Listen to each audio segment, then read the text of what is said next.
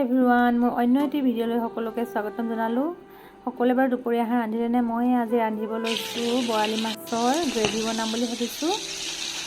এয়া দেখিলে প্ৰথমে মই মাছখিনি ফ্ৰাই কৰি ল'লোঁ। তাৰপিছত মই ইয়াত এড কৰিম বিলাহী, আলু, পিঁয়াজ আৰু আদা নহৰু পেষ্ট। ইয়াত দেখিলে সকলোখিনি ভালকৈ ফ্ৰাই কৰি ল'লোঁ। হৈ গ'ল আৰু এতিয়া অকণমান সিজালৈকে মই দেখিলোঁ বাহিৰত ধুনীয়া বতাহ মাৰি আছে। তাকে ভাবিলোঁ অকণমান দেখাই দিওঁ গছ বনবোৰ কিমান ধুনীয়াকৈ হালিছে যে দেখিছেনে বাৰু? কিমান যে ভাল লাগিলে, ঠাণ্ডা ঠাণ্ডা বতাহ, পাতলাকৈ বৰষুণ টোপাল টোপাল পেলাই আছিলে। তাকে বাহিৰত অকণমান হাৱা খাই আহিলোঁগৈ। আপোনালোককো অকণমান দেখাই দিওঁ বুলি ভাবিলোঁ। দেখিছেনে বাৰু?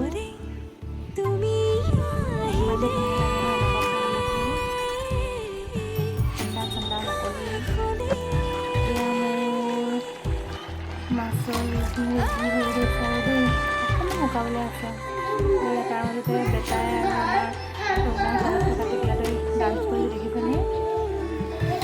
দুয়োটাই অকল এনেকৈ আৰু স্কুলৰ পৰা আহি এনেকৈ ডান্স কৰি থাকিব। এয়া মোৰ মাছৰ গ্ৰেভি হৈ গ'ল, বহুত টেষ্টি হৈছে। বাকী বহুত ফুটিছিলে, ভয়ে ভয়ে বনালোঁ আৰু দেই।